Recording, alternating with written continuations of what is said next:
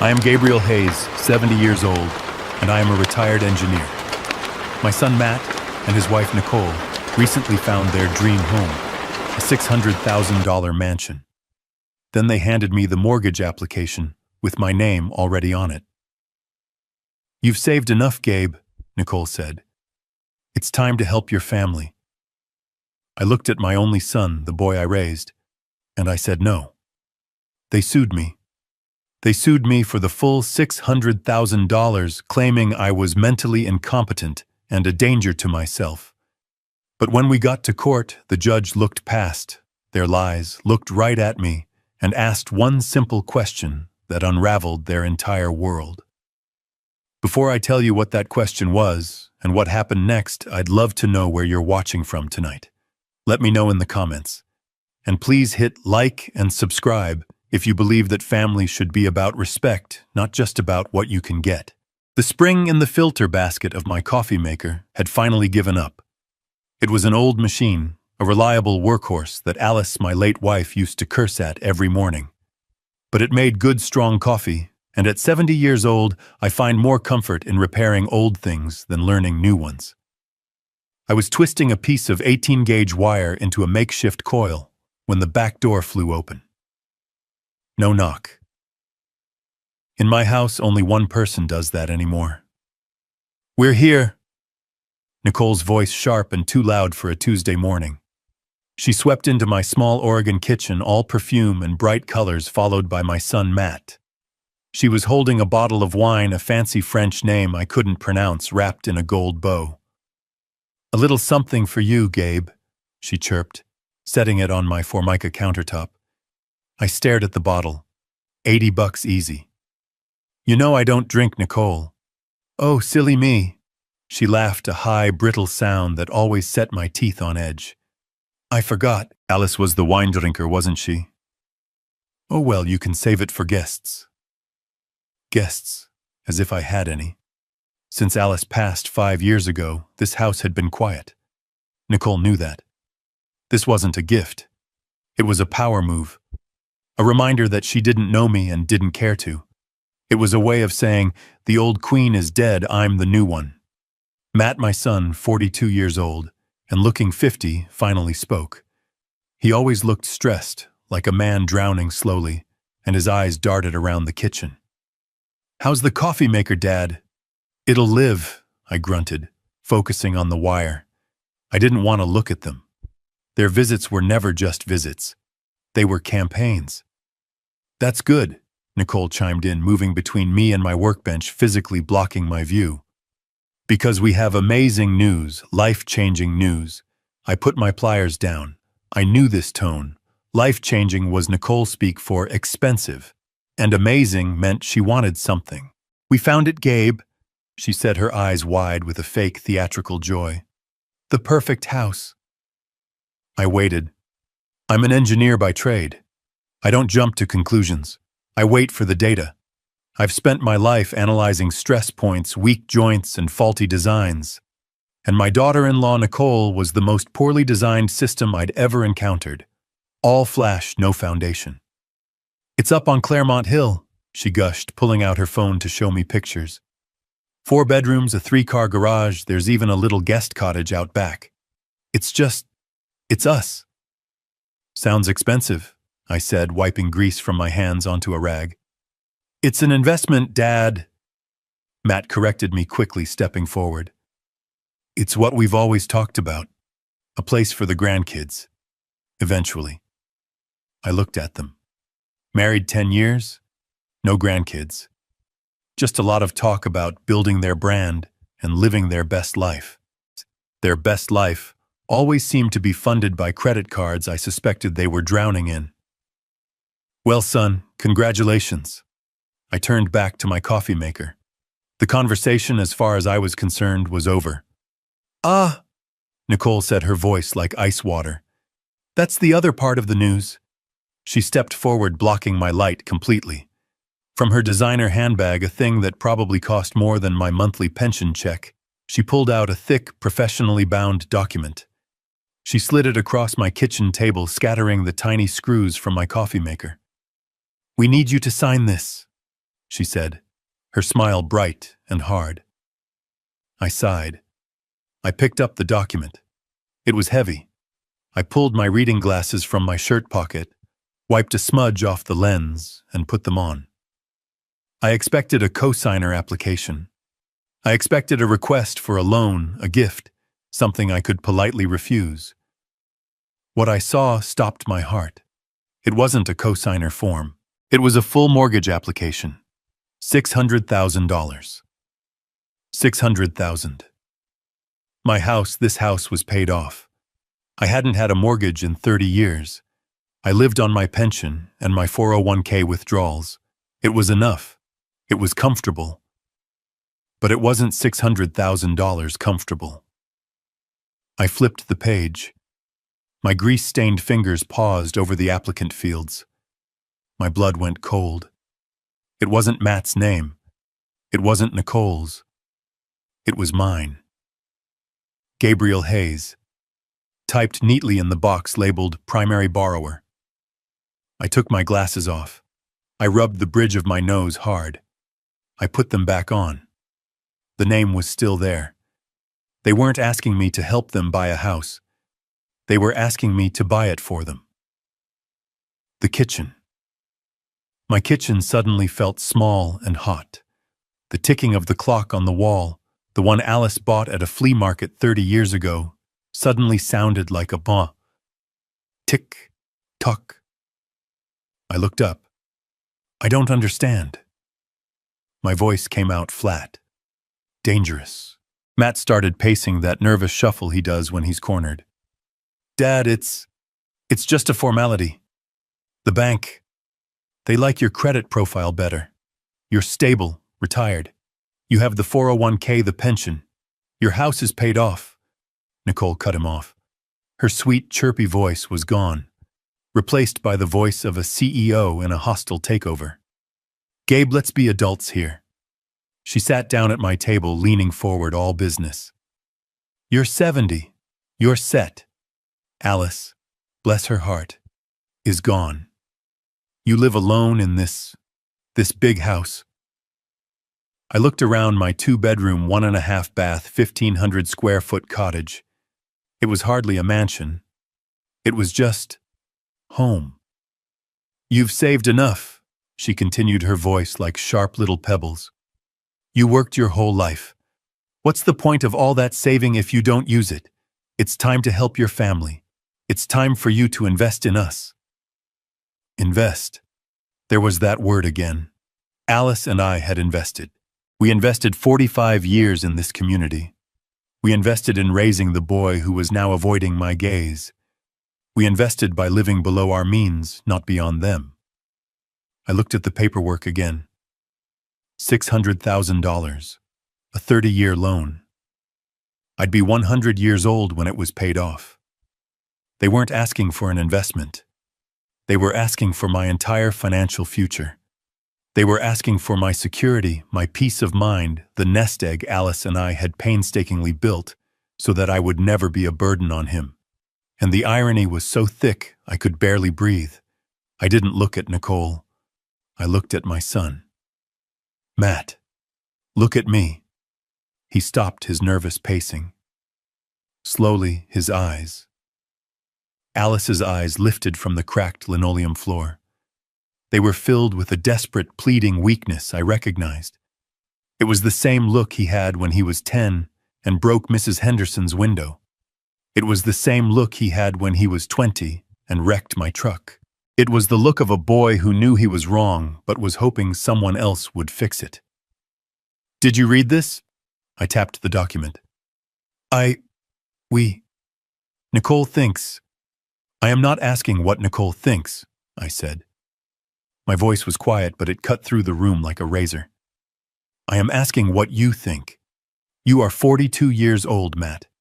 Do you think this is acceptable to bring this here to ask your 70-year-old father to sign away his security for a house you can't afford? It's not like that, Dad, he protested, but his voice was weak. She just really wants this house. You don't know how important this is to her. And there it was, the final terrible truth. My son was gone. The boy I raised, the man I thought I knew, had been replaced by this puppet. He was prioritizing his wife's wants over his father's life. He was willing to sacrifice me, his 70-year-old father, on the altar of his wife's ambition. I folded the document neatly in half.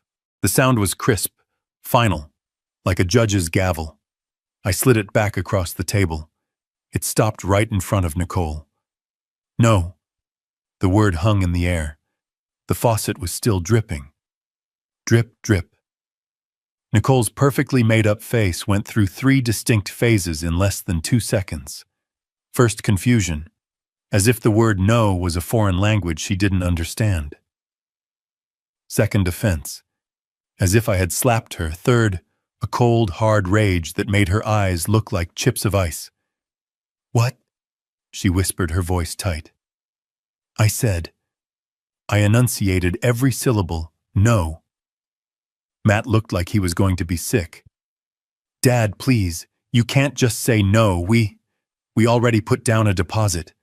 We told the realtor you were on board." A deposit.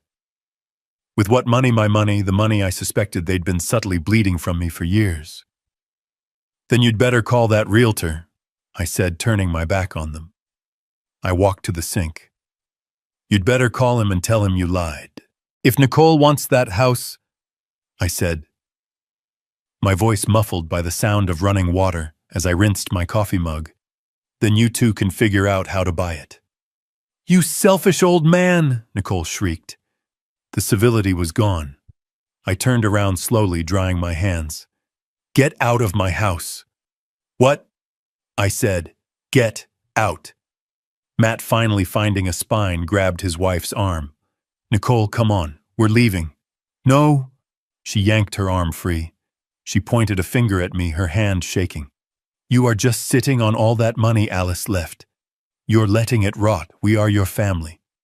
"A family doesn't ask its father to sign his financial death warrant," I said, walking toward them. Nicole snatched the mortgage papers off the table. "You will regret this, Gabe. I promise you, this isn't over." "I'm sure it's not," I said, holding the back door open for them. They stormed out. The screen door slammed shut behind them, the frame rattling in protest. I heard their car engine roar to life, tires spinning on the gravel of my driveway as they peeled out. I stood there listening until the sound faded. I went back to the counter. The $80 bottle of wine was still there. I picked it up and walked to the back porch, uncorked it, and poured every last drop onto Alice's dying rose bushes. I sat down on the old porch swing. My hands were shaking. Not from fear, from adrenaline. Nicole was right about one thing. This wasn't over. It was just the beginning. I stood on that back porch for a long time. I stood there long after their car squealed out of my driveway, leaving a black mark on the gravel and a cloud of dust in the air. I listened to the sound of their engine fading, taking the last bit of my family's peace with it. I looked at the $80 bottle of wine Nicole had left on my counter. I picked it up, walked back outside, and poured every last drop onto the patch of weeds by the porch steps. The next 2 days were quiet. Too quiet. The silence in the house was heavy, suffocating. I called Matt's phone on Wednesday afternoon. It went straight to voicemail. "Son?" I said, my voice sounding rough. "It's your father. We need to talk." I hung up. He didn't call back. I called again on Thursday, straight to voicemail. This time I didn't leave a message. I am a 70-year-old man. I have earned many things in my life. I will not beg my own son to speak to me. Part of me, the father part, tried to find an excuse. He's embarrassed, I told myself. He's ashamed. He's at home getting an earful from that harpy he married. I told myself they just needed time to cool off. They needed to realize how insane, how disrespectful their proposition had been. I tried to believe that the son I raised, the boy I taught to ride a bike and bait a hook, would eventually remember who he was. I tried to believe that blood was thicker than Nicole's ambition. I was wrong. The proof arrived on Friday. I walked down my long gravel driveway, the Oregon air crisp and damp. My joints always ache in this weather. The mailbox door creaked open. Junk mail, an ad for gutter cleaning, the local paper, and one thin envelope that didn't belong. It was from Bank of America. My heart tightened. I hadn't banked with B of A in 30 years, not since Alice and I opened our joint account at the local credit union. I tore it open right there at the end of my driveway. My eyes scanned the page. It was a form letter. Cold, impersonal corporate. Dear Gabriel Hayes, we regret to inform you that we cannot approve your application at this time. Application. I hadn't applied for anything. I read further down. Your recent application for a $20,000 home equity line of credit. My hand started to shake. $20,000. Has been declined due to recent suspicious activity on your credit profile and insufficient income verification. I read the letter again and again. A line of credit. Against my house. The house I paid off in 1997. The house they just tried to get me to buy for them. It wasn't a coincidence. This wasn't a mistake. This was Plan B, that cooling off period I'd imagined. It wasn't cooling off, it was rearming. The rage from Tuesday, the cold, analytical anger I felt when I saw my name on that mortgage, it came flooding back 10 times stronger. This wasn't just pressure. This wasn't just a disrespectful ask. This was fraud. This was theft. They hadn't just stormed out of my kitchen defeated. They had gone straight home, logged onto a computer, and tried to steal from me. They tried to leverage the equity in my house behind my back to get the money they wanted. And the only reason it failed was because I was an old man living on a fixed pension. Insufficient income verification. They had tried to get the loan using my identity, but without my real financial information. I crumpled the letter in my fist. The silence of the past 3 days hadn't been shame. It had been calculation. I stood there by my mailbox, the empty road stretching out in front of me. I finally understood. I wasn't dealing with a spoiled son and his greedy wife. I was dealing with criminals, and they had already made their next move. It was time for me to make mine. I turned around, marched back up the driveway, and went straight to my phone. I wasn't calling Matt. I was calling my bank's fraud department, and I was going to find out exactly what they had done. I didn't even go back inside the house. I stood right there on the gravel driveway, the damp Oregon air chilling my hands, and I dialed the 1-800 number on the letter with a thumb that was shaking not from cold, but from a cold, hard rage. The phone clicked. A robotic voice answered. Thank you for calling Bank of America's Fraud Protection Department. I hate these automated menus. They're designed to make you give up. I punched 0 over and over until a human finally picked up. Fraud Department, this is Susan. How can I help you? Her voice was bored. She'd probably taken 100 calls like this today. My name is Gabriel Hayes, I said, my voice steady, deceptively steady. I'm holding a rejection letter for a $20,000 line of credit that I never applied for. Oh, I'm very sorry to hear that, sir. Her voice clicked into a professional script. That must be very upsetting. Let me pull up your file. Can you please confirm your social security number? I recited the 9 digits, the 9 numbers that define your entire life in this country. I felt dirty saying them out loud. It felt like a violation. Thank you, Mr. Hayes. One moment. I heard her typing. The silence on the line stretched, filled only by the sound of my own blood roaring in my ears. Okay, she said, her tone suddenly more alert. Yes, I see the application here. It was submitted online at 7:42 p.m. this past Tuesday. Tuesday. The very same day they had stormed out of my kitchen. They hadn't even waited 24 hours.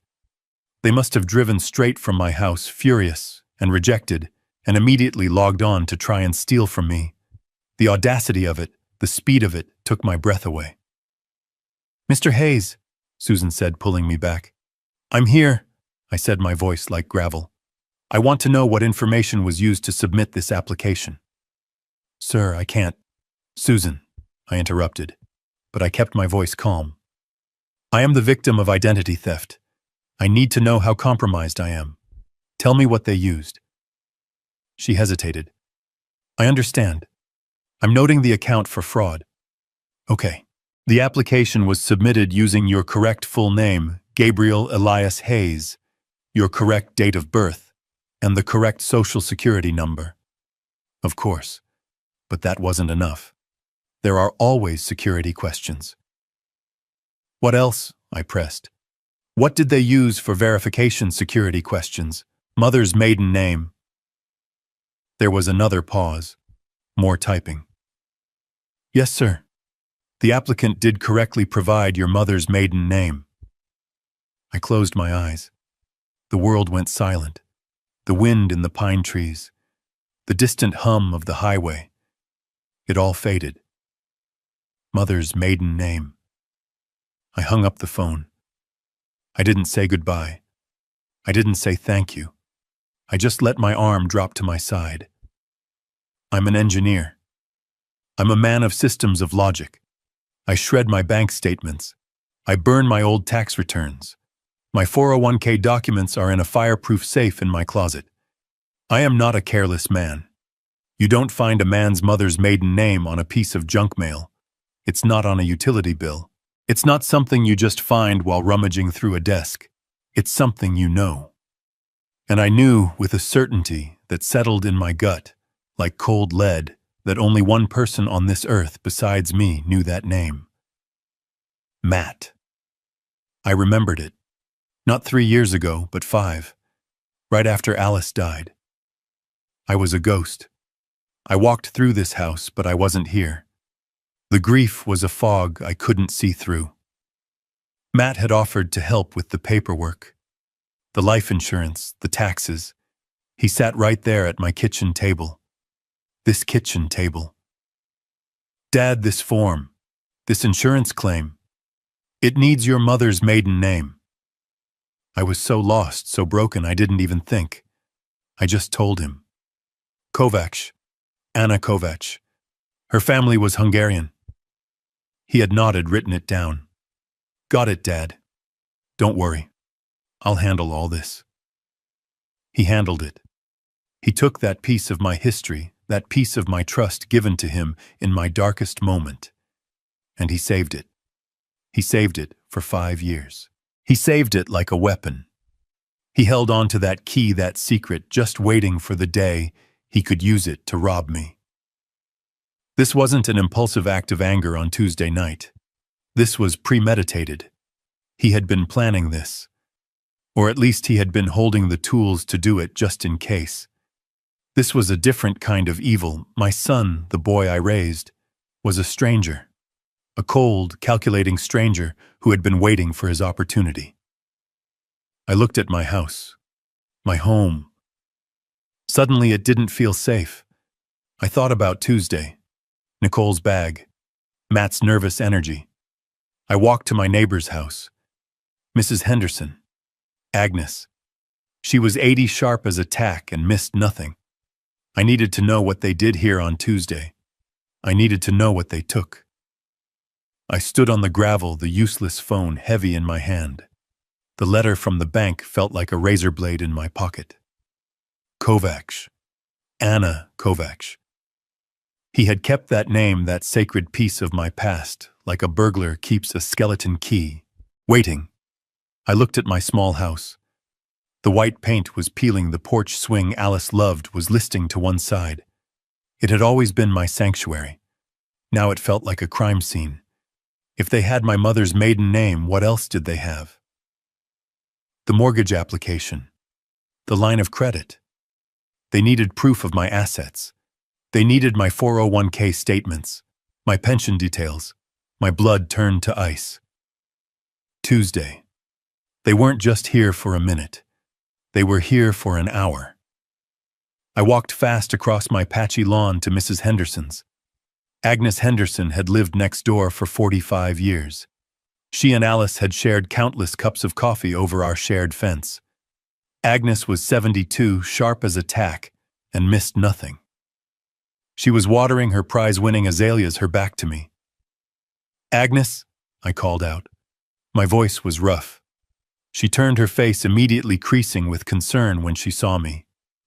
"Gabe." "Goodness, you look like you've seen a ghost. Come in, I just made coffee." "No, Agnes, I can't stay." I gripped the top rail of her fence. My knuckles were white. "I need to ask you something. It's important."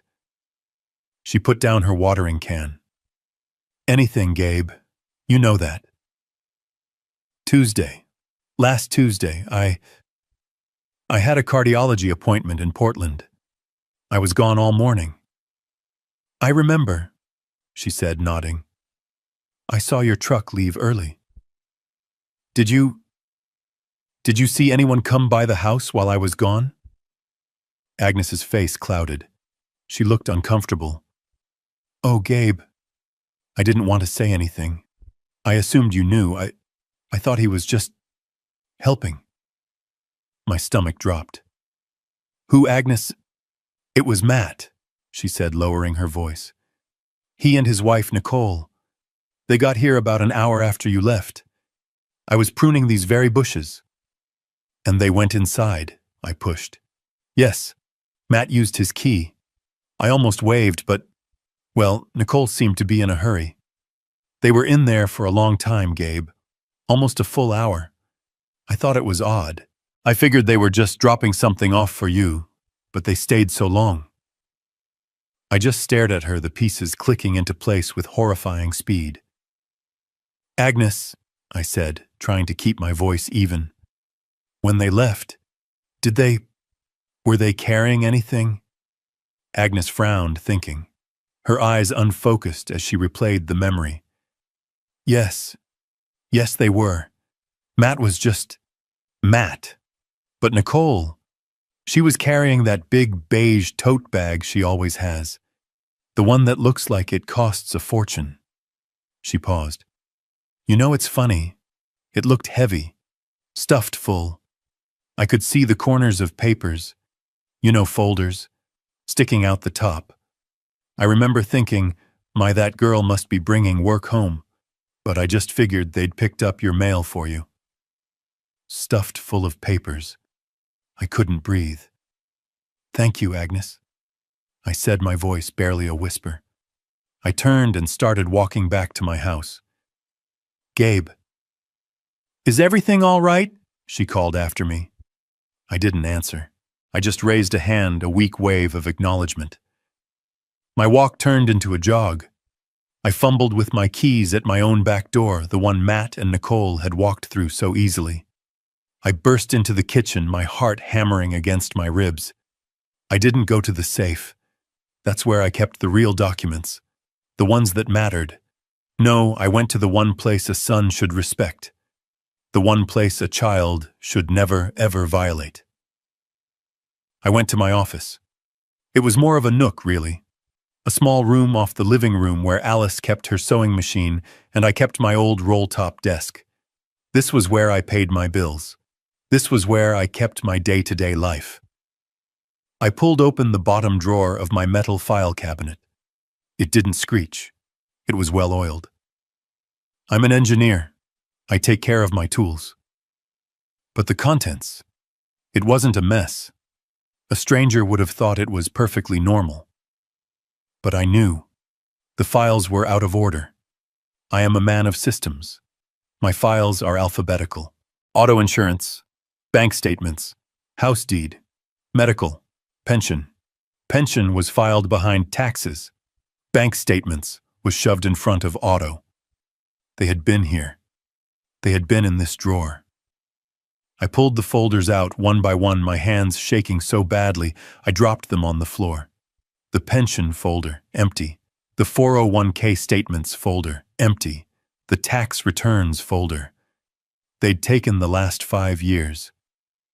I sank into my old wooden desk chair. It groaned under my weight. They didn't just try to steal my identity. They had stolen it. They had come into my home, my sacred space, and rifled through my life. They had taken the proof of my assets. They were building a case. The mortgage application wasn't Plan A. The fraudulent line of credit wasn't Plan B. They were a coordinated attack. They were trying to find out exactly how much I had, where it was, and how they could get their hands on it. The $600,000 house. That was just what they thought they could get.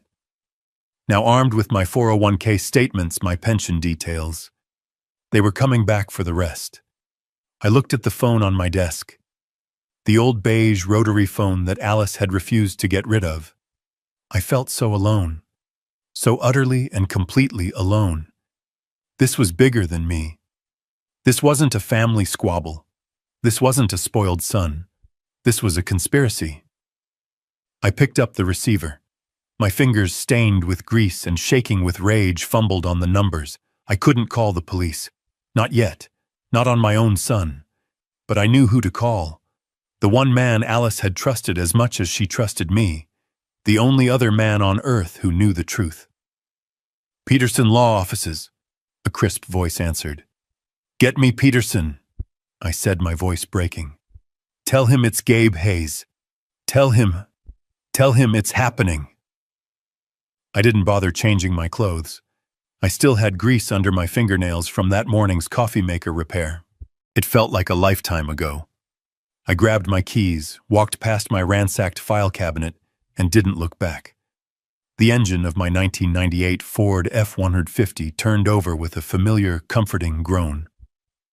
It was an old truck, reliable, honest. It had dents and scratches, and every single one had a story. It was a truck that had never lied to me. I pulled onto the 2-lane highway heading east toward Portland.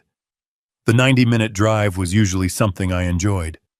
I'd listen to the oldies station, watch the tall Oregon pines blur past, and think about what Alice would want for dinner. Today there was no music, just the thrum of the engine and the deafening roar of my own thoughts. $50 million. And my son was trying to steal a few thousand from my 401k. I gripped the steering wheel, my knuckles white. I thought about Matt as a boy. I remembered his 10th birthday. He wanted the new Nintendo. All his friends had one. We didn't buy it for him. Instead, I took him to the workshop and we spent a month building a Pinewood Derby car. He cried at first. But when that car won first place, the look on his face, it wasn't the joy of getting something. It was the pride of building something. That's what Alice and I wanted for him. We wanted him to feel that. We wanted him to stand on his own 2 feet. We always agreed. Alice and I, we talked about it countless nights. We saw what money did to other families. We saw our friends the Martins, whose son was in and out of rehab, all funded by their trust fund. We saw the Johnsons, whose daughter hadn't worked a day in her life and treated her parents like servants. We can't let that happen to Matt Gabe, Alice had said, her voice firm as we sat at the kitchen table signing the final trust documents all those years ago. He has to be his own man. This money, it can't be a gift. It has to be a responsibility, or it will be a curse. So we kept the secret. We lived on my engineer's salary. We saved. We bought this house. We drove this truck. We lived a good, simple American life. And all the while that other life, the $50 million life, was just sitting there, waiting. Now, as the skyline of Portland pushed up against the gray sky, I felt a cold knot of doubt. Had we been wrong by trying to protect him? Did we just make him hungry? By keeping him from the truth, did we accidentally create this resentment? Did he look at his simple, retired father and feel nothing but contempt?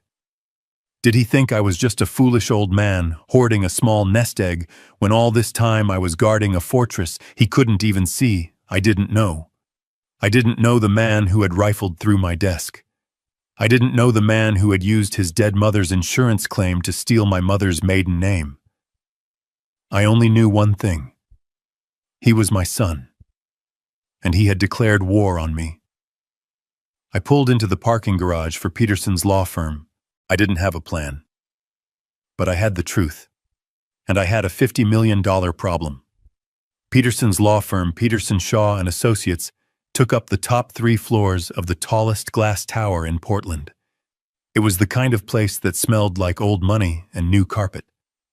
The receptionist, a young woman in a sharp black blazer, looked at me over the rim of her glasses. I knew what she saw. A 70-year-old man in a worn flannel shirt, decade-old jeans and work boots that still had mud on the heels.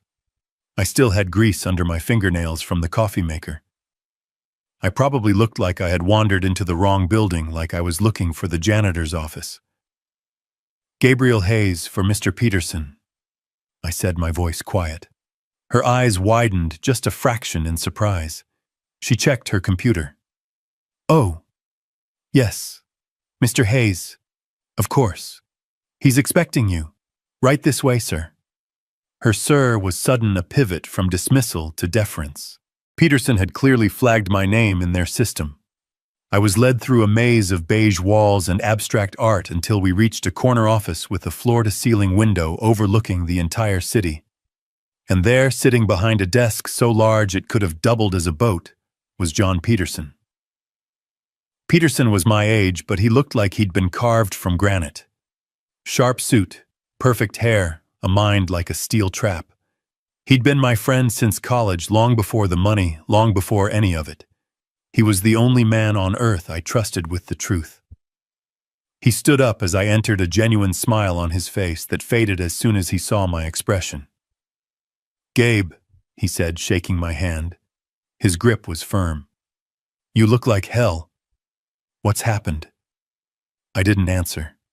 I didn't sit down. I reached into the inner pocket of my jacket. I pulled out the folded, crumpled mortgage application and the letter from Bank of America. I laid them side by side on his pristine, polished mahogany desk. The greasy smudge from my thumb on the bank letter stood out like a scar. Peterson put on his own reading glasses. He picked up the mortgage application first. I watched his eyes scan the page, his expression hardening. He saw the $600,000 amount. He saw my name. He saw the space for my signature. Then he put it down and picked up the rejection letter for the $20,000 line of credit. He read it, his jaw tightening. He looked up at me. He didn't look shocked. He didn't look surprised. He just looked terribly, profoundly sad. "So," he said, his voice a low rumble, "it started." He took off his glasses and rubbed his eyes. "I was afraid this day would come, Gabe. I truly was. I kept hoping Matt would grow up, that he'd find his own way. He found a way, all right," I said, my voice thick with anger. "He found his way into my file cabinet. He used his mother's death to get my mother's maiden name. He's been planning this, John." Peterson nodded slowly. "They get desperate. The children always get desperate." He stood up and walked not to a desk drawer, but to a massive fireproof safe built into the wall behind a framed painting. He spun a combination lock, the clicks precise and silent. The heavy door swung open. Inside wasn't cash. It was rows and rows of thick bound ledgers. He pulled one out. It was dark blue, hardbound, and embossed with gold letters. It didn't say Gabe Hayes. It said, "The Hayes Alice Trust." He placed the massive file on his desk right next to the fraudulent, flimsy mortgage application. The contrast was stark. One was a desperate lie. The other was the $50 million truth. "Well," Peterson said, opening the cover, "Alice was a brilliant woman. She knew this might happen. She insisted on a few safeguards. She called it the character clause." He looked up at me. "The question is, Gabe, are you ready to use it?" Peterson ran his hand over the heavy blue ledger. It was embossed with gold letters, "The Hayes Alice Trust." "Alice was brilliant," he said, his voice a low rumble in the quiet, expensive office. She always knew, this day might come." I just nodded. My throat was too tight to speak. Alice always knew. She knew me better than I knew myself. and she knew our son. Let me explain something.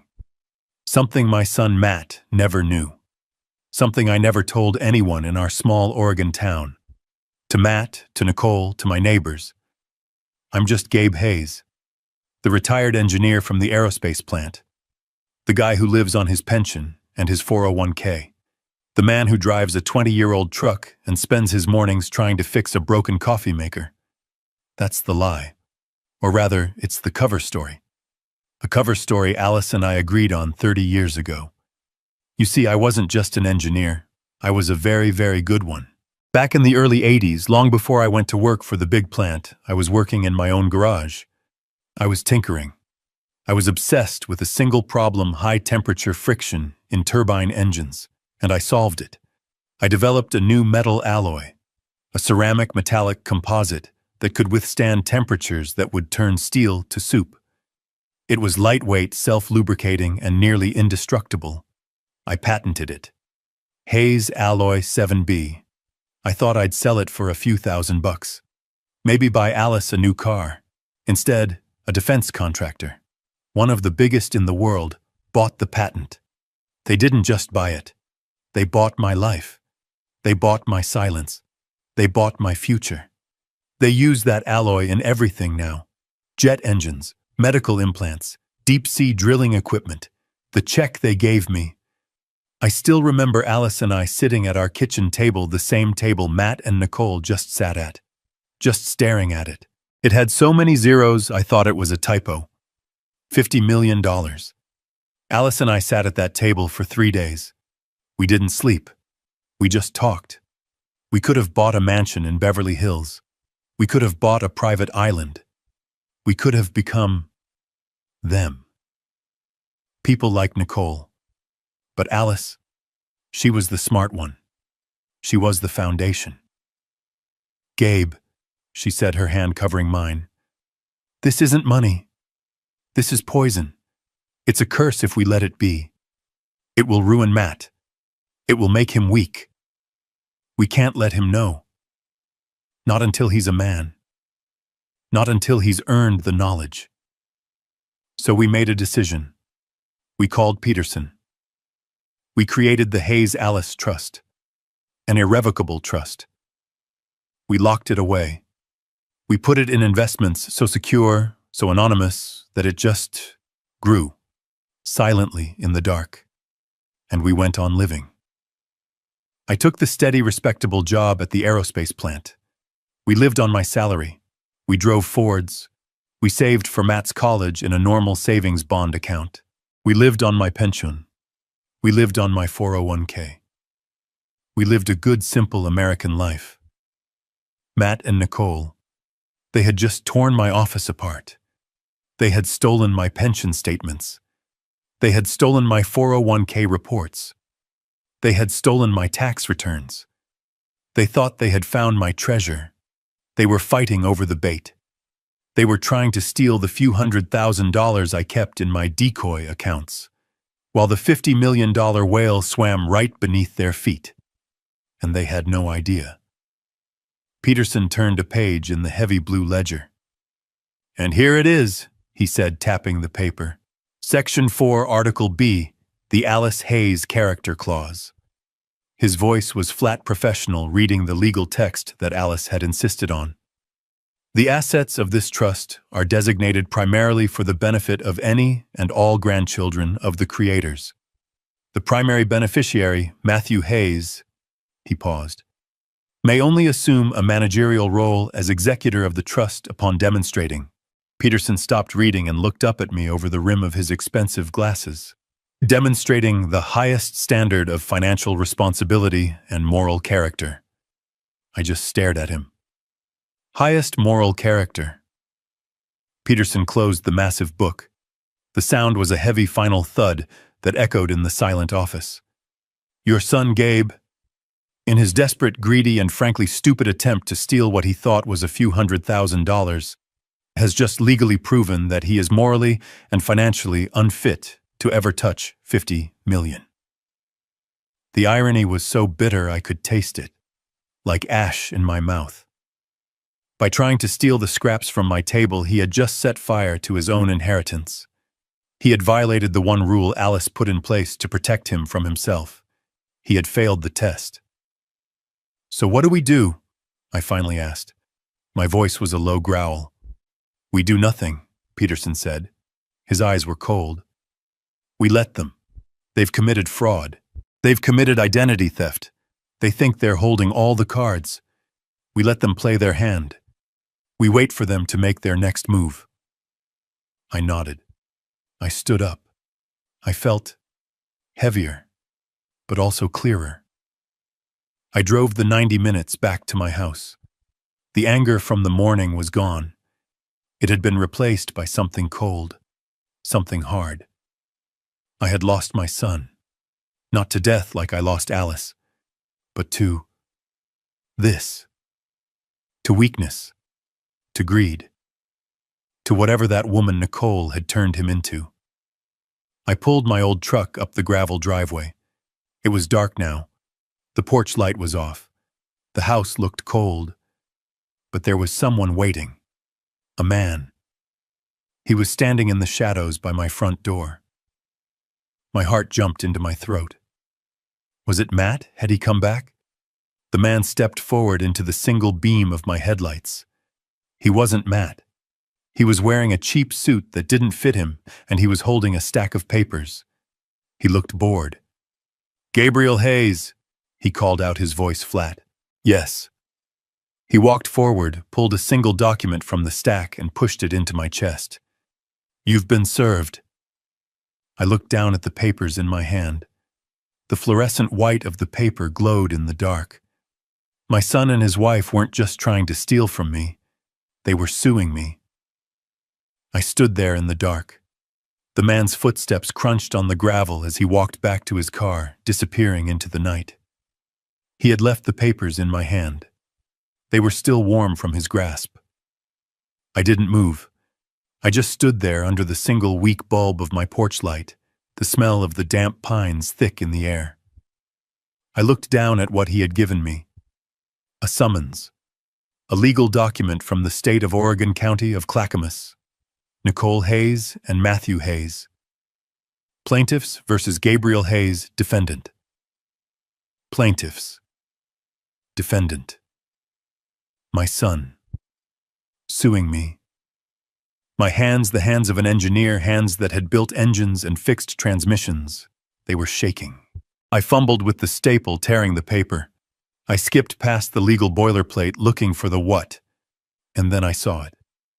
Seek monetary damages in the amount of $600,000. 600,000. The number just hung there. It didn't seem real. It was an abstraction, a string of zeros. It was the price of the house they wanted. They were suing me for the house. They were suing me for the right to own something they couldn't afford. I felt a bitter, dry laugh try to escape my throat. Of course, this was the next move. This was the, "You will regret this." But then I kept reading, and the laughter died. Because it wasn't just about the money. Oh God, if only it had been just about the money. I read the next line. "And furthermore, petition this court for an emergency hearing to establish a conservatorship over the person and estate of Gabriel Hayes, citing advanced age and cognitive impairment." Cognitive impairment. Conservatorship. The words hit me harder than any physical blow. They weren't just trying to get a house. They were trying to get me. They were trying to take my life. I stumbled back and sat hard on the old porch swing Alice loved. The chains groaned under my weight. I read on my eyes, scanning the sworn affidavits attached to the petition. The lies. They were so detailed. First, Nicole's statement. It was poetry. It was fiction. "I, Nicole Hayes, being of sound mind, do swear that my father-in-law Gabriel Hayes did on numerous occasions, including but not limited to Thanksgiving of 2023 and Christmas of 2024, verbally promise to take care of our future and buy us a home as a family asset." I gripped the paper. Thanksgiving. I remembered Thanksgiving.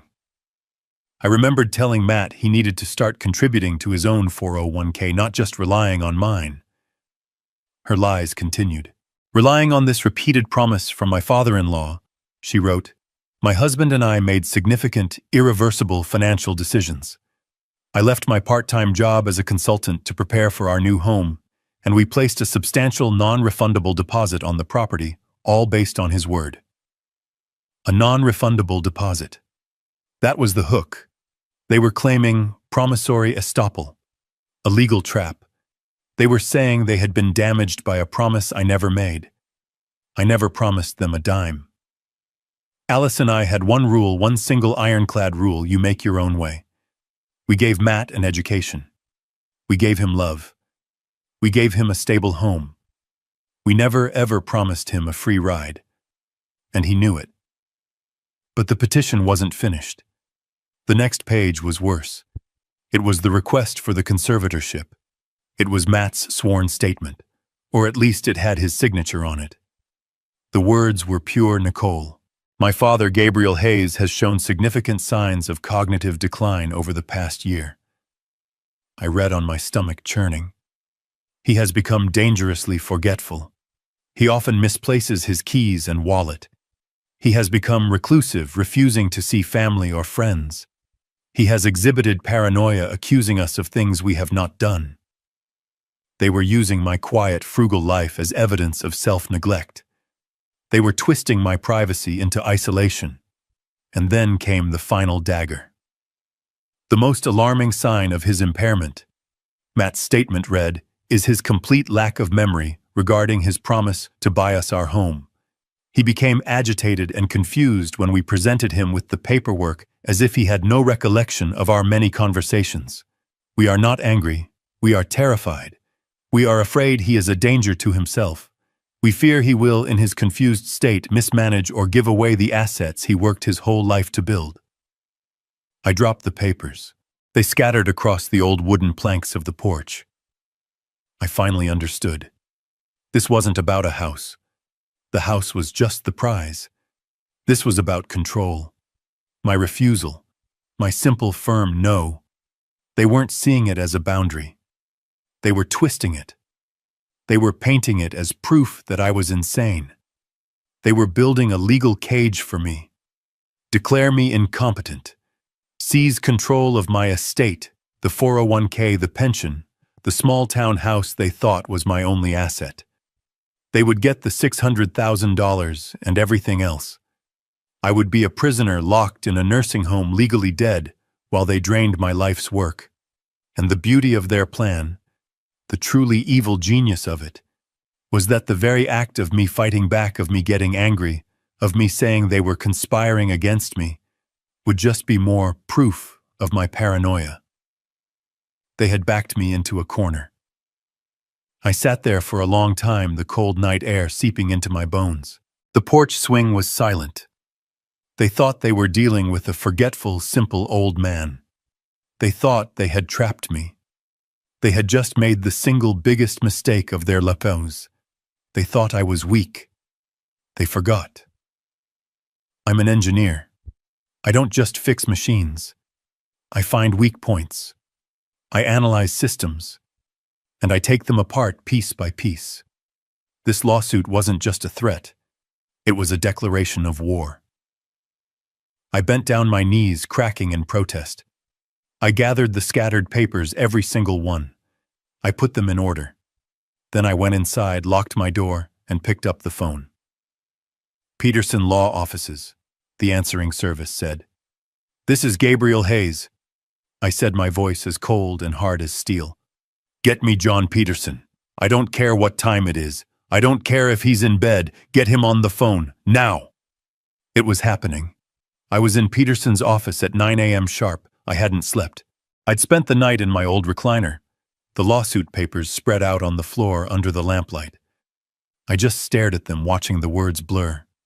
Cognitive impairment, danger to himself, conservatorship. The anger from the night before had cooled. It had settled into something hard, heavy, and cold inside my chest. It wasn't just anger anymore. It was procedure. I was an engineer. I had a complex problem in front of me, a system designed for maximum destruction, and I needed to figure out how to take it apart. When I walked into Peterson's office, he didn't offer me coffee. He didn't ask how I was. He was all business. His massive mahogany desk was clear except for a single slim manila folder. He looked like he'd been up all night, too. "You were right to call me Gabe," he said, his voice a low rumble. "I made some calls. I keep a private investigator on retainer for sensitive family matters. He's very fast and very thorough." Peterson opened the folder. He didn't need to build suspense. He just stated the facts. "Your son Matt and his wife Nicole," he said, "are not just greedy. They are desperate. And desperate people, Gabe. They're stupid. And they're dangerous." He slid a single sheet of paper across the desk. "This is a summary report from my investigator." He started with Nicole. Her lifestyle, the one she's so proud of. It's a house of cards. Built on debt. I picked up the paper. I'm an engineer. I'm good with numbers. But these numbers, they didn't make sense. It was a credit report summary. "That's not a typo, Gabe," Peterson said, watching my face. "You're reading it correctly. Your daughter-in-law, Nicole, is currently carrying $83,000 in outstanding high-interest credit card debt. $83,000. I thought of the $80 bottle of wine she'd brought to my house, the designer handbag, the constant casual, cruel mentions of trips I couldn't afford, restaurants I'd never heard of. "It's all here," Peterson continued, tapping the paper. "American Express, Visa, Nordstrom, Saks, Fifth Avenue, 3 different furniture store cards. She's been living like a millionaire. The problem is, as far as we can tell, she doesn't have a job.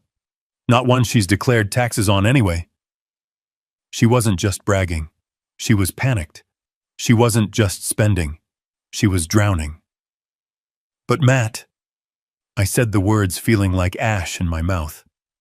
"Matt has a good job. He's a regional sales manager. He must make good money. He can't be okay with this." Peterson's face didn't change. He shook his head slowly. He slid a second piece of paper across the desk. This one was a printout of what looked like an internal company memo. "Matt had a good job," Peterson corrected me. "He was terminated 6 months ago." I stared at the paper. Terminated. Fired. "Why?" I whispered. "Embezzlement," Peterson said. The word was ugly. Clinical. He was caught skimming $5,000 from the corporate expense account. Falsifying receipts. His company, John Deere, didn't want the bad press. They're a family company. They fired him quietly. They gave him 6 months to pay the money back before they pressed criminal charges. The pieces fell into place. Not with a click, with the sound of a building collapsing. 6 months. He had been unemployed for 6 months. He had been pretending to go to work every morning. He had been coming to my house, eating my food, lying to my face. The 6-month deadline to pay back the stolen money. It was probably right. Now. The stolen 401k statements. The fraudulent line of credit. The lawsuit. This wasn't about ambition. This wasn't about living their best life. This was about survival.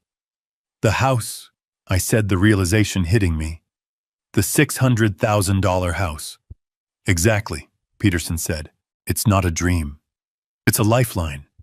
They're bankrupt, Gabe. They're about to lose everything. They're not just trying to buy a house with your money. They're trying to use you. My investigator believes the plan was to get a massive mortgage in your name immediately, take a cash-out equity loan against the property to pay their debts, and then most likely let the house go into foreclosure, destroying your credit, not theirs. A drowning man pulling his own father underwater to use him as a flotation device. I thought about the lawsuit. The claim that I was the one who was cognitively impaired. The accusation that I was the one who was forgetful and a danger to my own finances. They weren't just attacking me. They were projecting. They were accusing me of their sins. I looked at Peterson. They've stolen my identity. They've lied to the court in a sworn affidavit. They've tried to defraud a bank. And Matt embezzled. Yes, Peterson said. So, I said, feeling the cold engineering logic return my voice flat. They're not just immoral, they're criminals. Peterson nodded. They are. And they've just given us all the ammunition we need.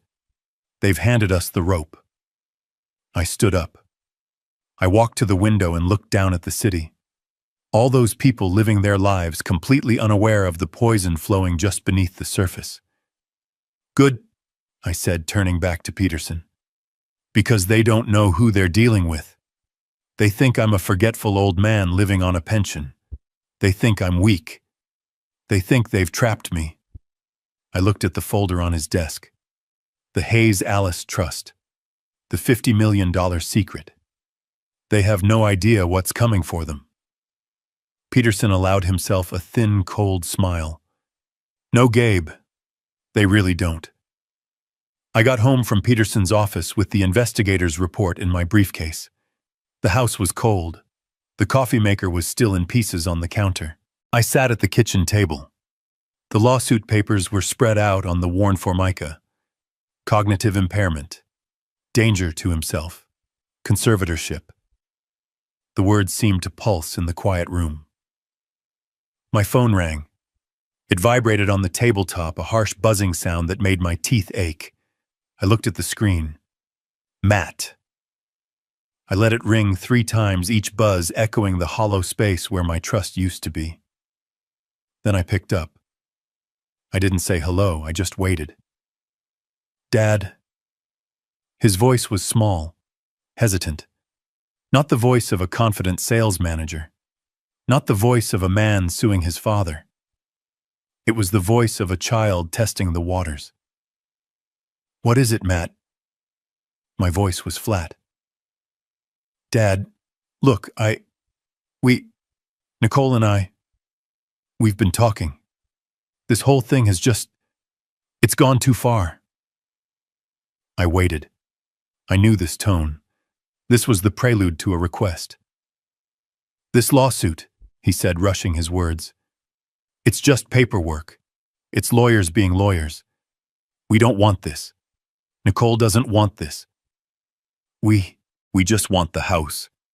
I could hear Nicole whispering in the background, sharp and urgent. Tell him the deal. Look, Dad. Matt said, his voice suddenly stronger, rehearsed. We can make this all go away. Right now.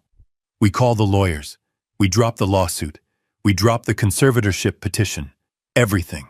It all goes back to normal. All you have to do is sign the mortgage papers. I almost laughed. A dry, bitter sound. It was so arrogant. So stupid. They thought they could file a legal document attempting to strip me of my rights as a human being and then use it as a negotiating tactic. They thought they could accuse me in a court of law of being mentally incompetent and then offer to take it back if I gave them $600,000. It was the logic of a kidnapper.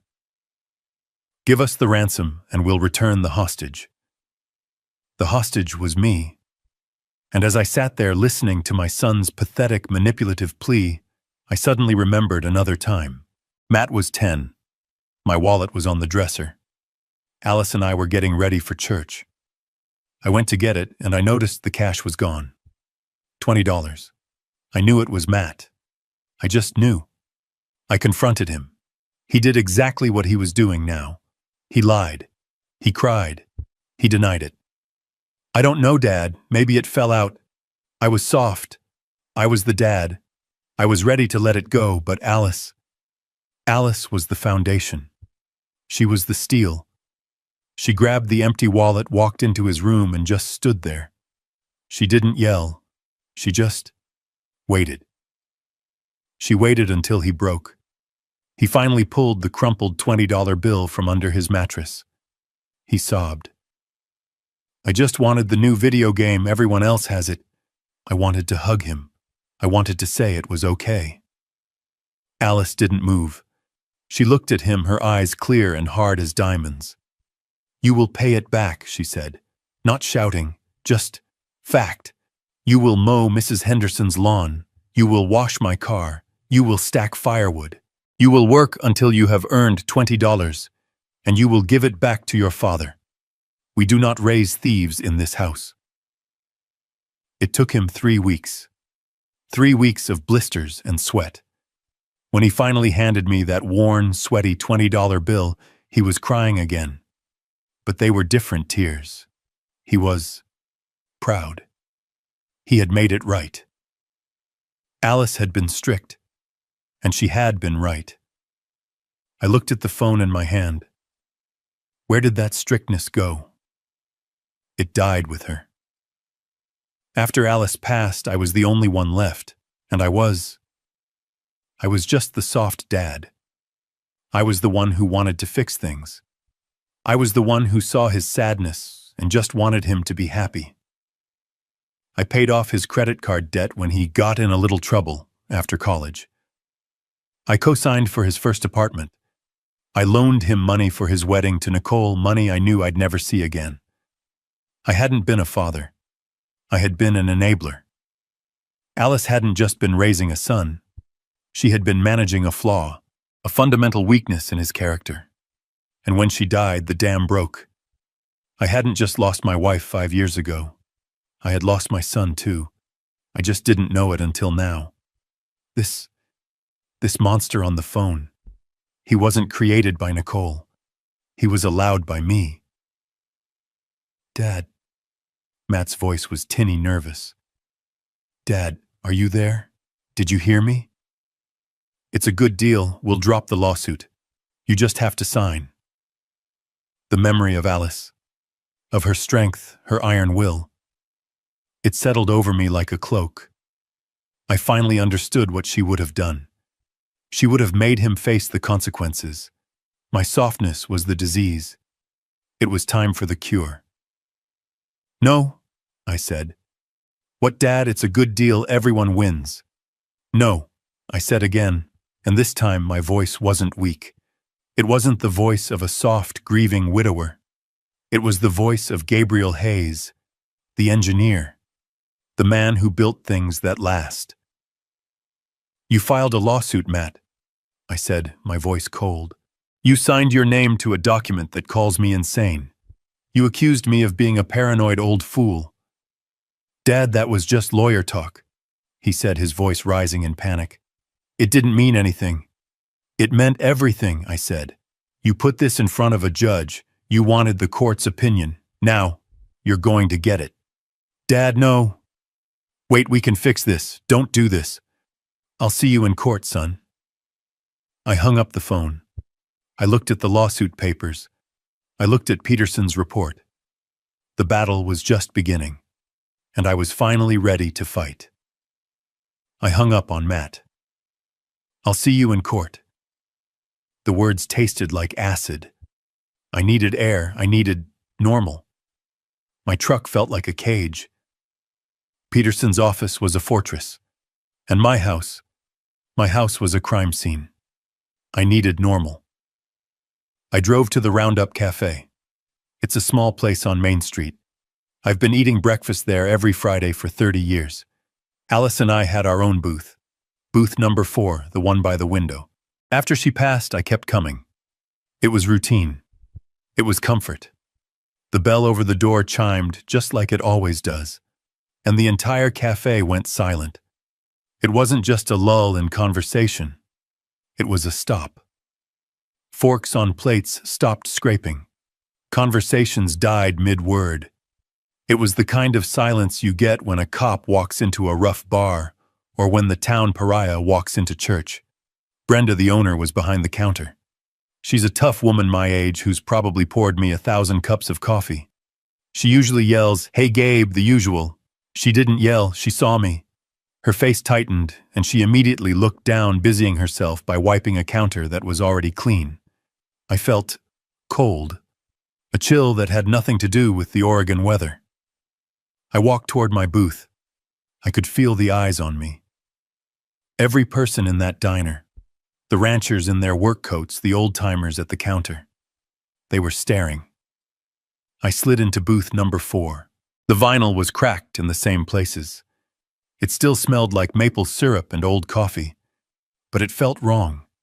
It felt hostile. Brenda finally came over. She wasn't carrying a coffee pot. She was holding a menu I hadn't looked at since 1995. "Can I help you, Mr. Hayes?" she asked. "Mr. Hayes, not Gabe, not the usual. Mr. Hayes." I looked up at her. Her face was a polite professional mask. The warmth I'd known for 30 years was gone. "Brenda," I said, my voice confused. "It's me, Gabe." "I know who you are, sir," she said, her voice flat. "What can I get you?" Just the usual, Brenda. Black coffee." "Right away." She turned and walked off. She didn't stop to chat. She didn't ask about the truck. She didn't mention the rain. She came back, slapped the mug down so hard the coffee sloshed onto the saucer, and left. The silence in the cafe broke, but it didn't go back to normal. It was replaced by a low, buzzing murmur. Whispers. I tried to ignore it. I tried to drink my coffee. It tasted burnt. I picked up the local paper, but I couldn't read the words. I was listening. I couldn't help it. "Suing his own son," I heard from the booth behind me. No, that was wrong. They were suing me. "Poor Nicole," a woman's voice said from the counter. She just looked devastated. Said they're just trying to help him. Brenda said he promised them a house. $600,000. And now he's claiming he doesn't remember. Just forgot. Like it was nothing. It's the confusion, that's what I heard. Sad, really. He was always such a nice man. Confusion, forgot. Sad. The words from the lawsuit. I felt my stomach clench. This wasn't just diner gossip. This was a campaign. This was Nicole. She hadn't just filed a lawsuit. She had gone to work. She had come here. She had sat at this counter. And she had cried. She had cried her crocodile tears and told them all her story. The story of the forgetful, cruel old father-in-law and the loving, worried children who just wanted to help. She was poisoning the well. She was turning my town, my home, against me. This wasn't just about winning in court. This was about destroying my reputation. It was about isolating me. It was about making sure that when I did fight back, everyone in town would just nod sadly and say, "See, he is paranoid. He is confused. Poor man." She was building her case in the court of public opinion. I looked up from my coffee. At the counter, Bill and Jerry, my fishing buddies, were finishing their eggs. They saw me looking. Bill dropped his gaze. "Jerry," he turned his back, deliberately. That was it. That was the final nail. They had known me for 40 years. We had buried friends together. We had watched our children grow up. And one tearful, slanderous story from a 40-year-old woman they barely knew. And I was out.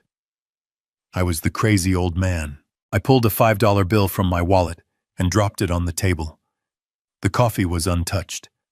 I stood up. The whispering stopped again. That heavy, judgmental silence fell over the room. I walked toward the door. I didn't run. I am Gabriel Hayes. I am not a coward. I walked slowly, my head held high, feeling every single pair of eyes on my back. I pushed the door open. The bell chimed, announcing my exit. I stepped out into the cold, clean air. It felt good to breathe again. I had just lost my son.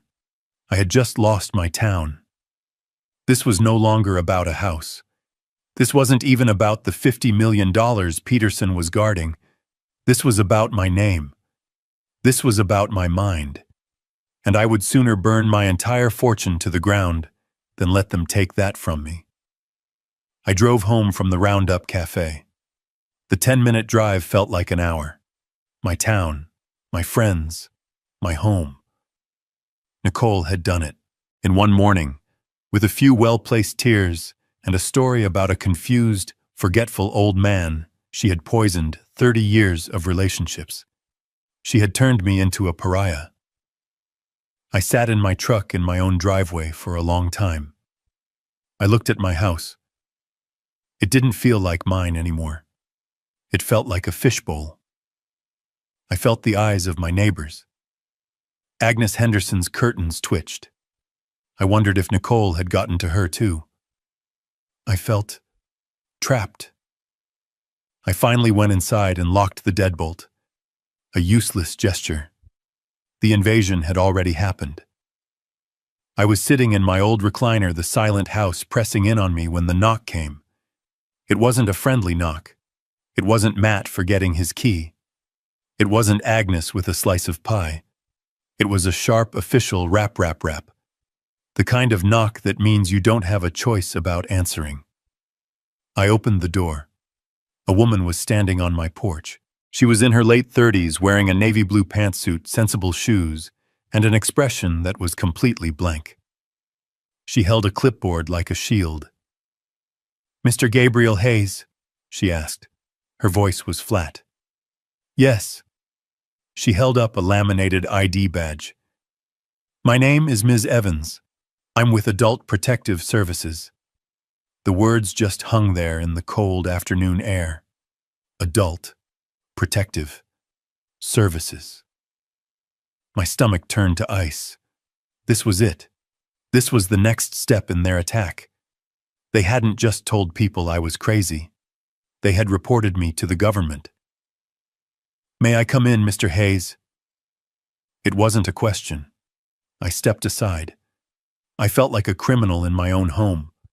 She walked in, not wiping her feet, her eyes scanning everything. She didn't look at my family photos. She didn't look at the beautiful ship in a bottle I spent a winter building. She looked at the dust on the end table. She looked at the stack of old newspapers by my chair. She sat at my kitchen table, the same table where Matt and Nicole had sat just days before. She placed her clipboard down. "Mr. Hayes," she began, her voice a monotone drone. "We received a detailed report this morning, an anonymous report, expressing serious concern for your welfare." Anonymous. I almost laughed. I could hear Nicole's voice in that word, the feigned concern, the crocodile tears. "The report alleges," she consulted her notes, "severe self-neglect, social isolation, and signs of increasing paranoia." Paranoia. There was that word again, the word from the lawsuit.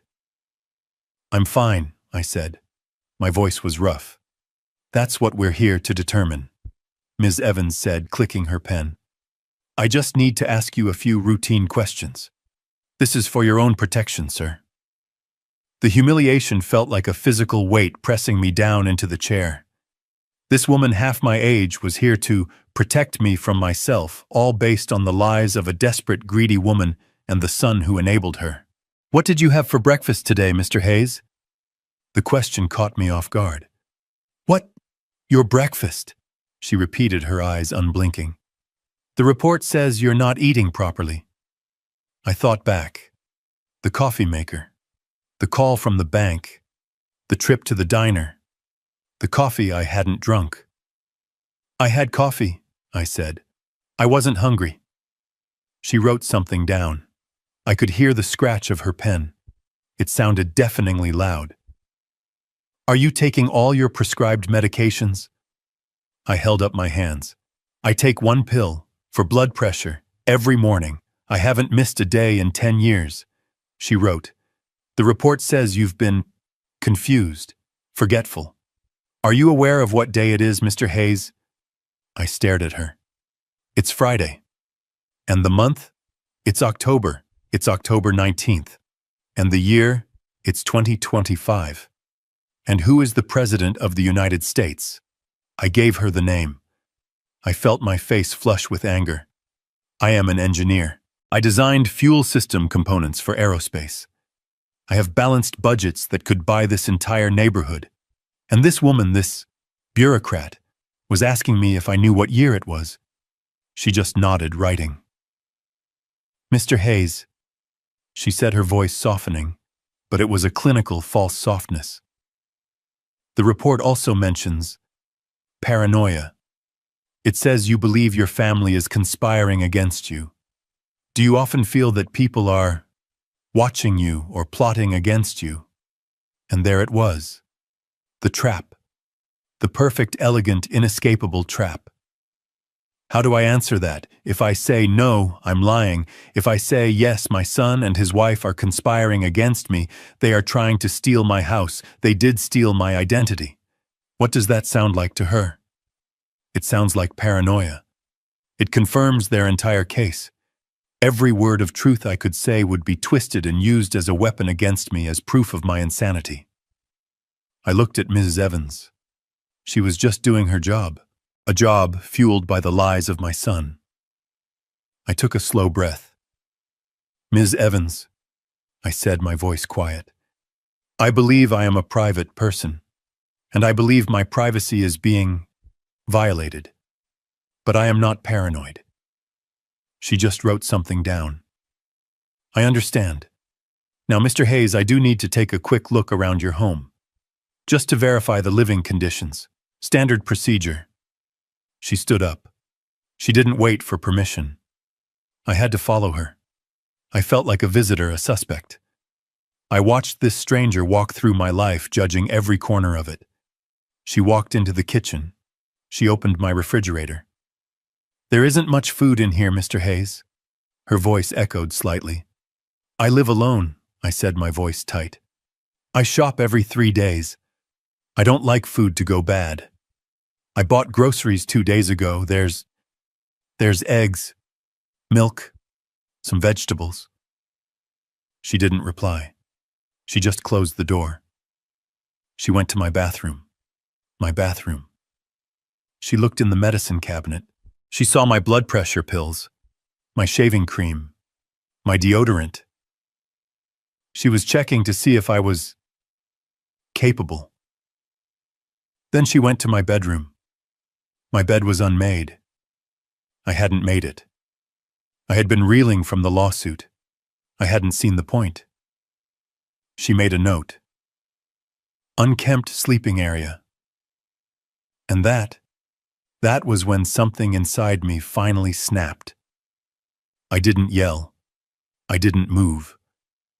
But the memory hit me so hard I almost staggered. This room, this exact room, this was the room where Alice spent her last 5 years. This was the room where I had set up the hospice bed. This was the room where I kept the whiteboard with her medication schedule written out every 2 hours, day and night. This was the room I kept immaculate. I learned to change IV bags. I managed her painkillers. I sat in that very chair in the corner, holding her hand for 1,825 nights. I had been a caregiver. I had kept another human being alive, comfortable and dignified through the worst battle of her life. And this woman, this stranger, sent here by the son I raised while I was caring for his mother, was standing in my bedroom marking me down as unclean because my bed wasn't made. The rage was so pure, so white-hot, I thought it would burn me from the inside out. I said nothing. Ms. Evans finally clicked her pen shut. She turned to me in the hallway. Mr. Hayes, she said back to her neutral bureaucratic tone, the report from your family is detailed, and while you present as coherent, there is a significant discrepancy between their claims and your presentation. There's a discrepancy because they are lying, I said, my voice shaking with contained fury. That's one possibility, she said, not blinking. The other possibility is that you are suffering from anosognosia, a condition where you are unaware of your own deficit. Anosognosia, a clinical-sounding word for crazy. Your family has filed a formal petition with the court for conservatorship, she said. The report I file today will be added to that case. Given the conflicting information, I am legally obligated to recommend a full, independent cognitive and psychiatric evaluation. She expected me to fight her. She expected me to yell, to refuse, to prove I was the paranoid, agitated old man they said I was. I did the opposite. I took a deep breath. I smoothed the front of my flannel shirt. Good, I said. Ms. Evans blinked. Good? Yes, good. I looked her right in the eye. Set it up. I want the full evaluation. I want the best psychiatrist you have. I want the most thorough, invasive, difficult test in your arsenal. Her professional mask slipped. She looked confused. I have nothing to hide, Ms. Evans, I said, opening the front door for her. My family wanted a fight. They've been attacking me from the shadows. I smiled. It wasn't a nice smile. I can't wait to fight them in the light. Ms. Evans left. I stood in my hallway, the silence of the house rushing back in. But it was different now. It was the silence of a home that had been violated, inspected, and judged. I walked into my bedroom and looked at the unmade bed, the indentation on the pillow where my head had been. Unkempt sleeping area. I felt a cold, clean rage, an engineer's rage. It wasn't hot. It was precise. The evaluation was scheduled for the following Monday. It was 3 hours of methodical insults. A psychologist, a man younger than my son, asked me questions in a soft, condescending voice. Can you draw me a clock, Mr. Hayes? Set the hands to 11:10. I drew the clock. I'm going to give you 5 words. I want you to remember them. Person, woman, man, camera, TV. I'll ask you for them again in 15 minutes. I nodded. I listened to his questions. I answered. I repeated his 5 stupid words. I subtracted 7 from 100 over and over all the way down. At the end, he sighed, putting his own clipboard down. Well, Mr. Hayes, he said, sounding almost disappointed. Your cognitive function is perfectly normal. In fact, your recall and logic scores are in the 99th percentile for your age group. You're sharper than most 50-year-olds I see. The Adult Protective Services case was officially closed 2 days later. No findings of impairment. Case closed. I thought for one foolish, naive second that this would be the end. I thought Matt and Nicole, faced with an official report stating I was perfectly sane, would be ashamed. I thought they would retreat. I was wrong. They weren't ashamed. They were emboldened. The call came from Peterson a week later. Gabe, he said, and his voice was different. It wasn't sad. It was hard. They're not backing down. What are you talking about, John? I said. The APS case is closed. I passed their tests. It's over. No, it's not, Peterson said. That's the truly evil part. They filed a new motion with the court this morning, and they attached the APS report as evidence. But the report cleared me. Gabe, Peterson said, and I could hear him turn a page. They didn't attach the final report. They didn't attach the psychologist's evaluation. They attached the initial complaint. The one Ms. Evans filed. The one that alleges you are paranoid. The one that recommends an evaluation. They're presenting the accusation as if it's the finding. I sat down. My legs went weak. They are using their own slander, I whispered, as corroborating evidence for their lawsuit. It's a classic dirty move, Peterson said. They're painting a picture for the judge. Look, Your Honor, we're not the only ones worried. Even APS had to get involved. He's a ticking time bomb. He's paranoid. He's a danger to himself. They're building a cage of lies, and every time you get angry, every time you rightfully accuse them, you just give them more proof that you're unstable. I looked out my window. I saw Agnes Henderson bringing in her mail. She didn't look my way. The poison was still working. So what do we do, John? I felt tired. For the first time, I felt like a 70-year-old man. Then I heard Peterson's voice change. That cold, hard edge was back. "We're ready, Gabe," he said. "Ready for what?" "I got the last of the reports back. The ones we ran. The ones that show Matt was fired for embezzlement. The ones that show Nicole is $83,000 in the hole. The ones that show they are both legally speaking bankrupt." I stood up. I felt the strength return to my legs. "They've made their case, Gabe," Peterson said, and I could almost hear him smile. It was not a nice smile. "They think they're putting a confused old man on trial. They think they're fighting for your 401k. He paused. "They have no idea. They're about to face a $50 million financial indictment. The Clackamas County Courthouse is not an impressive building.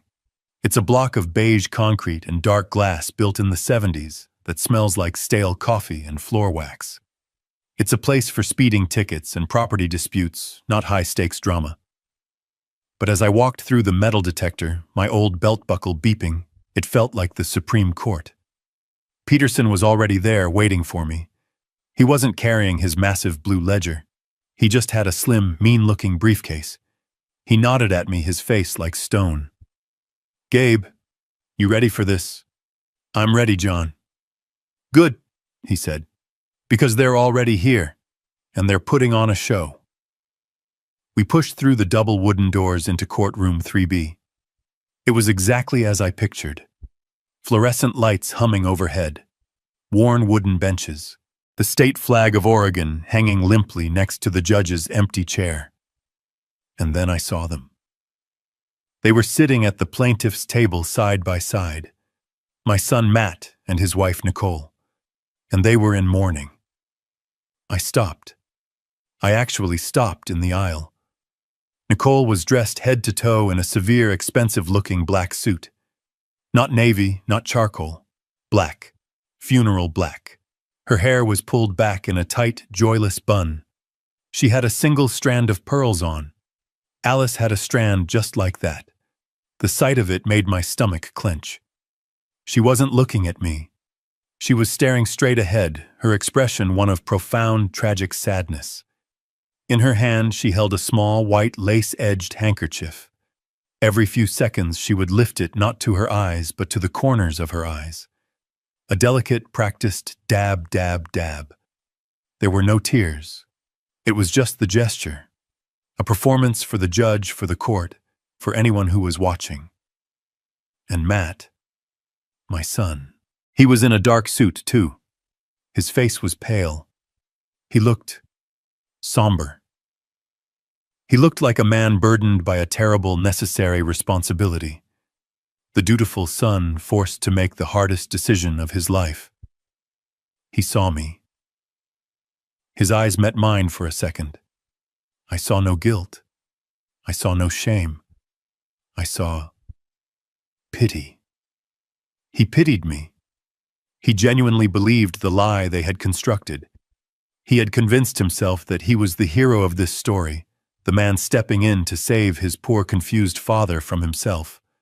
The sheer, staggering arrogance of it. It almost made me smile. Their lawyer, a slick-looking man in a suit that was too shiny, leaned over and whispered something to Nicole. She nodded, her face a perfect mask of sorrow, and dabbed her eyes again. They were mourning me.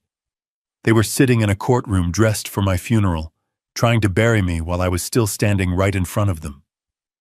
They were acting out the final scene of their play, the tragic end of poor old Gabe. I walked past them, my work boots echoing on the linoleum floor. I sat down at the defendant's table next to Peterson. I didn't look at them again. I looked at the empty judge's bench. They had built their entire case on a lie. That I was weak. That I was confused. That I was forgetful. They had no idea that I remembered everything. The bailiff stepped forward. "All rise." The performance was about to begin. Their lawyer, the one with the suit that was too shiny, stood up.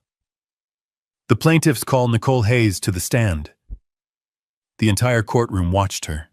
She moved as if she were walking on glass. Her steps were slow, her head bowed. She held that ridiculous lace handkerchief in one hand. She looked like the perfect image of a grieving daughter forced to do something terrible but necessary. She was a professional. This was her Super Bowl. She took the oath, her voice a soft, trembling whisper. I do. Her lawyer, a man named Snyder, approached her with a look of profound paternal sympathy. Mrs. Hayes, he said, his voice dripping with compassion. I know this is incredibly difficult for you. Can you please tell the court in your own words about your relationship with your father-in-law? Nicole looked at me. She actually looked right at me, her eyes brimming with what a stranger would call sadness. I knew what it was. It was triumph. Gabe, Dad. She began, her voice cracking perfectly on the word Dad. He's the kindest man I've ever known. When I married Matt, he welcomed me.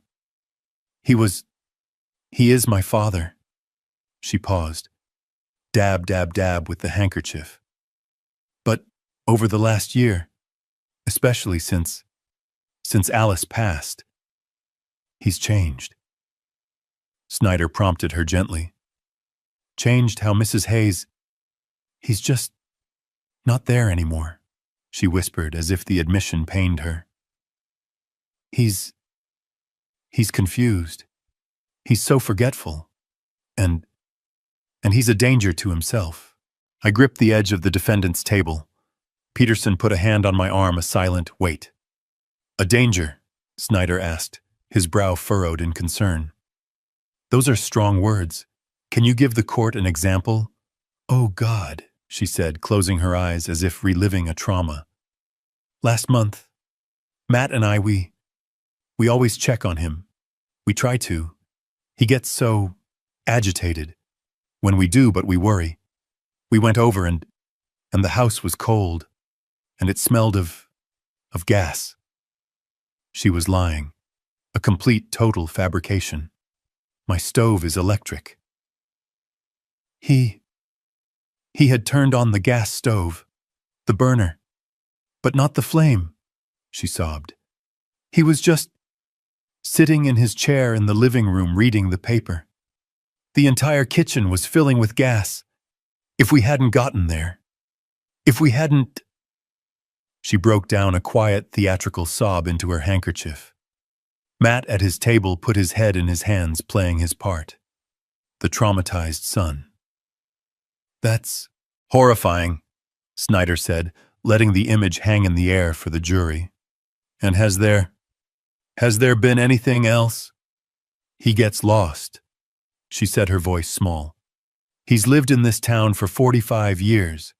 But last week, he went to the Roundup Cafe, a place he's been to 1,000 times, and he called Matt. He was crying. He was disoriented. He said he didn't know where he was. He didn't know how to get home. The diner. She was twisting it. She was twisting the day they turned their backs on me into proof of my insanity. The audacity was breathtaking.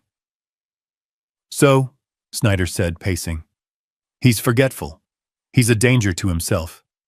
Now, let's talk about this lawsuit. Your petition claims he made a financial promise to you. Can you explain that? Oh, it wasn't about a house, she said, shaking her head, as if the very idea was distasteful. It was about his words, his and Alice's. For years, they always told Matt, we're saving this for you. We're building this for you. When we're gone, the family will be taken care of. She looked at the judge, her eyes wide and sincere. Your Honor, Gabe promised us. He promised he would help us. He promised he would invest in us. We trusted that promise. It was a family promise. And what happened when you tried to act on that promise? Snyder asked. Nicole's face darkened with a new, different kind of sadness. The sadness of a victim. We We found our dream home, the home we wanted for our future children. We were so excited. We brought him the paperwork. It was just a formality. We thought he'd be happy for us. And was he? She took a sharp, shaky breath. He was a different person. His eyes, they were cold. He accused us. He accused Matt of trying to steal from him. He called me. He called me names I can't repeat in court. Another lie. I hadn't called her anything. I had just said no, but no wasn't dramatic enough for her story. He threw us out, she said, her voice rising in remembered panic. He threw us out of his house. He was violent in his refusal. He wasn't confused anymore. He was mean. That's when we knew. That's when we realized the man we loved, our father, was gone. Replaced by this angry, paranoid stranger. She had done it. She had painted the perfect picture. I wasn't just a forgetful old man. I was now a volatile, angry, paranoid old man, a danger to myself and to others. Snyder let her words hang in the air. He walked back to his table, then turned as if struck by a final noble thought. So, to be absolutely clear, Mrs. Hayes, this petition, this lawsuit, it's not about money, is it? It's not about the $600,000. This was the moment, the climax of her performance. She turned her gaze from her lawyer to the judge. The judge, a woman in her 60s with intelligent, tired eyes, looked back at her unblinking. Nicole's fake tears finally truly welled up and spilled over. Her voice was a masterpiece of broken devotion. Money, Your Honor. How could this possibly be about money?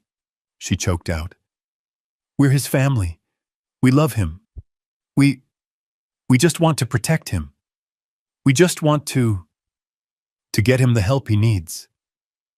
We want to manage his affairs so he can't hurt himself, so he can live out his years in safety and dignity. And then she went for the kill, the final vicious twist of the knife.